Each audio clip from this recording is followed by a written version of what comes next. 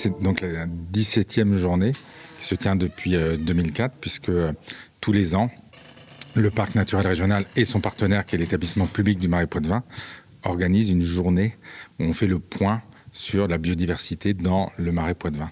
C'est assez extraordinaire puisque beaucoup de parcs et d'autres lieux nous envient cet objet qui consiste à faire un point précis sur l'évolution de la faune et de la flore dans le Marais Poitevin. Dans le Marais Poitevin, on a des situations très paradoxales entre des espèces qui sont en difficulté, comme elles le sont au niveau international. Je pense par exemple aux grenouilles.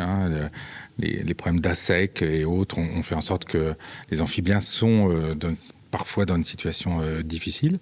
Et puis à côté de ça, on a les signes très positifs sur d'autres espèces. On cite régulièrement la loutre, parce qu'on a une réapparition en force de la loutre grâce aux efforts qui sont faits depuis 20-30 ans maintenant, et qui nous ont permis de mener des actions de génie écologique, de faire des passages à loutre, etc.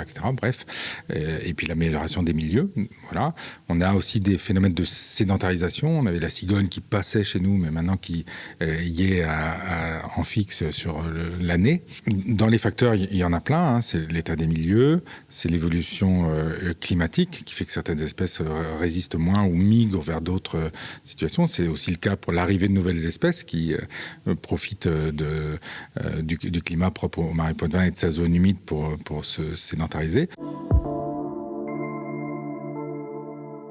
L'impact du raton laveur dans le Marais Poitevin, on ne le connaît pas très très bien. Globalement, son impact, c'est un impact un peu négatif par rapport à la biodiversité. C'est aussi un commensal de l'homme. Donc il va embêter l'être humain dans ses activités.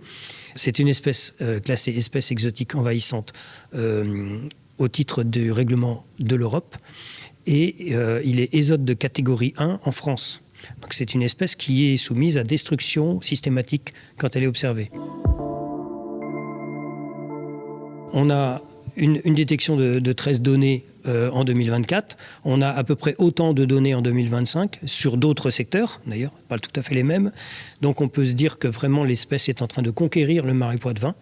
Donc ce qui est intéressant, c'est de travailler de concert avec les zones où le raton laveur existe déjà pour élaborer en partenariat donc avec différents acteurs, les fédérations des chasseurs et de différents départements, des mesures, des actions qui vont viser à contrôler l'espèce.